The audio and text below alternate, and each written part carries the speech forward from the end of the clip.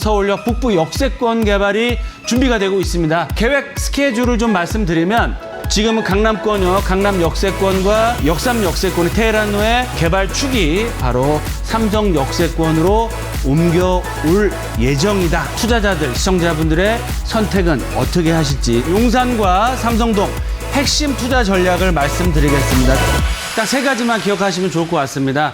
부동산을 투자하실 때는 첫 번째 가장 중요한 것은 입지를 보시고요. 두 번째는 개발 가치, 그 지역이 앞으로 개발이 많이 되느냐 보시고요. 마지막 포인트는 땅값이 많이 올라갈 수 있는 지역인지를 보시고 투자를 하시면 좋을 것 같습니다. 강남에 삼성동이 있다고 하면 도심권에는 어디 있을까요? 바로 용산 역세권입니다. 용산 역세권 국제업무단지 정비창 개발 사업이 확정이 돼서 최근에 토지거래 허가 구역으로 묶을 정도로 앞으로 가장 큰 수익률과 집가 상승 폭을 보일 예정인데요. 따라서 오늘은 제가 특강 시간에 이 삼성동 개발 계획과 용산 역세권 국제업무단지를 비교함으로 해서 앞으로 투자 방향을 어떻게 잡아볼지 말씀을 드리겠습니다.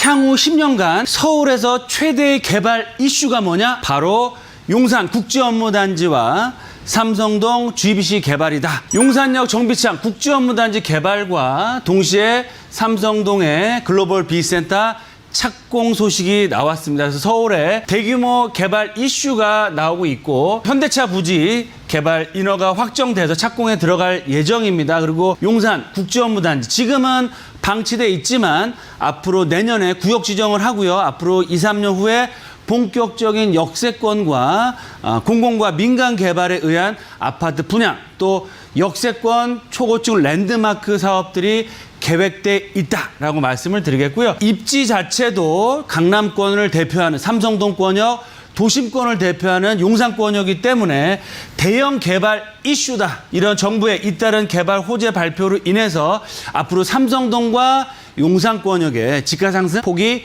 앞으로 커질 수 있다. 서울을 대표하는 최대 개발 이슈 바로 용산 역세권 개발과 삼성동 글로벌 B센터가 앞으로 서울의 가장 큰 이슈가 될 수 있다라고 먼저 말씀을 드리겠고요.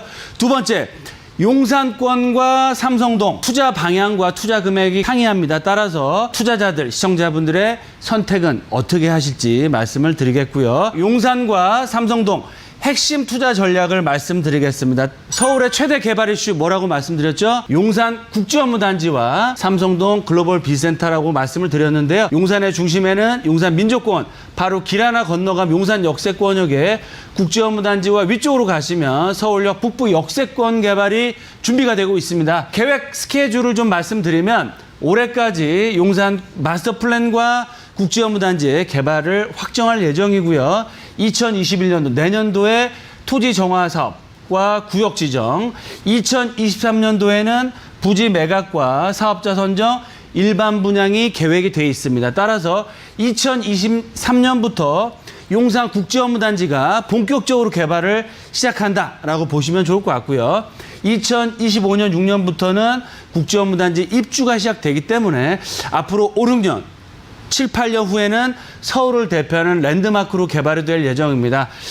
토지 매각 예상 금액 거의 5조 가까운 금액이고요. 토지 면적도 굉장히 큽니다. 13만 5천 평. 111층 랜드마크 타워와 상업 업무 시설들이 약 10개 동에서 아파트 또한 8천 세대가 들어오는 서울을 대표하는 도심권을 대표하는 가장 큰 개발 계획들이 이제부터 용산에 시작된다. 강남을 가보겠습니다. 삼성동 GBC와 종합경기장의 개발 계획들, 영동대로 지하사업까지 무려 8조 원 가까운 금액이 투자가 돼서 강남을 대표하는 개발 계획으로 개발이 될 예정이고요.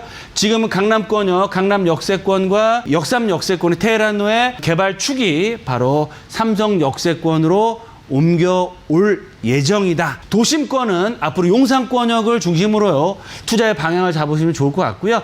강남권은 삼성 역세권을 중심으로 해서 투자의 방향을 잡아보시라. 도심권을 대표하는 용산권역, 민족공원과 국제업무단지 또 서울 역세권을 아우르는 이 투자의 3대 개발축. 제가 늘 말씀드리죠.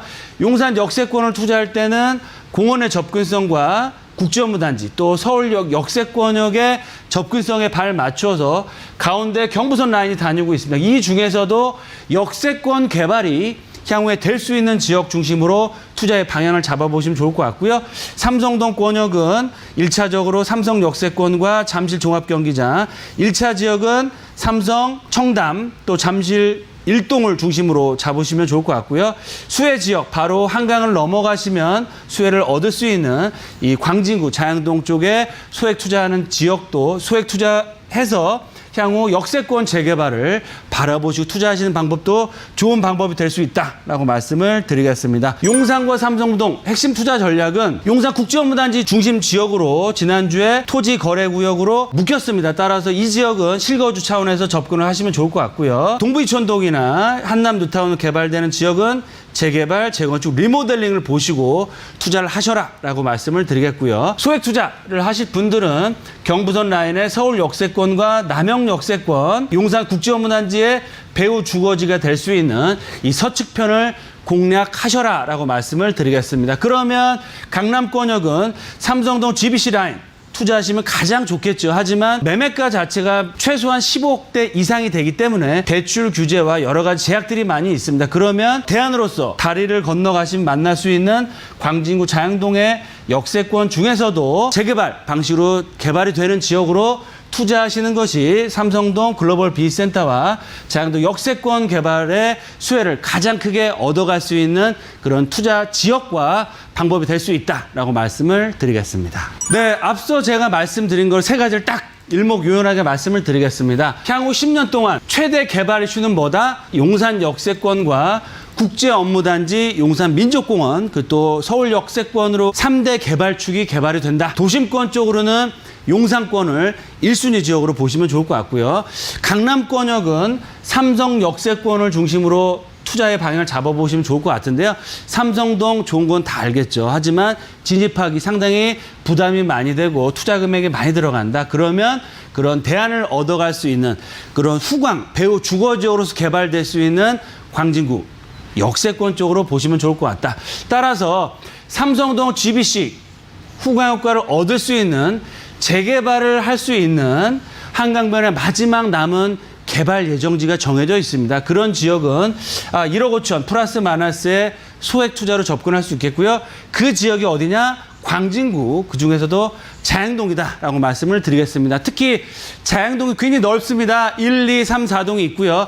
그 지역 전체가 다 개발되는 것이 아니고 특정 지역이 개발이 됩니다. 이런 특정 지역에 투자를 하셔야만 향후 역세권 개발이 돼서 브랜드 대단지 아파트로 바뀔 수 있기 때문에 그런 핵심적인 투자 지역은 저희와 함께 상의하시면서 임장활동을 통한 검증을 하시면서 투자를 하시는 게 좋겠다라고 말씀을 드리겠고요. 마지막으로 용산권역 어떻게 투자를 하시느냐. 용산 국제업무단지 직접적인 수혜를 얻을 수 있는 지역 바로 주변 지역, 개발이 확정된 지역인데요. 이런 지역은 토지거래 허가구역으로 묶였습니다. 따라서 실거주 하실 분 말고는 사실상 투자로는 어렵게 된다. 그래서 한 7, 8억 이상의 큰 금액으로 투자 가능하신 분들은 동부이촌동이나 한남 뉴타운에 실거주까지도 생각하시면서 5년 이상 입주까지도 하신다라고 생각을 하시고 투자를 하시면 좋을 것 같고요. 내가 당장 7, 8억이나 입주까지는 조금 어렵겠다라고 하시는 분들은 이런 수혜를 얻을 수 있는 지역 중에서 2억대 초중반으로 투자할 수 있는 지역 바로 어디냐? 원효로 라인입니다. 향후 국제업무단지가 개발됐을 때 원효로 라인이 가장 큰 수혜를 얻을 수 있기 때문에 원효로 라인 중에서도 개발이 될 수 있는 지역에 투자하시는 것이 가장 높고 시세 차익도 얻어가시면서 용산권역의 브랜드 대단지 아파트 입주권을 받을 수 있는 성공적인 투자자가 될 수 있다라고 말씀을 드리겠습니다.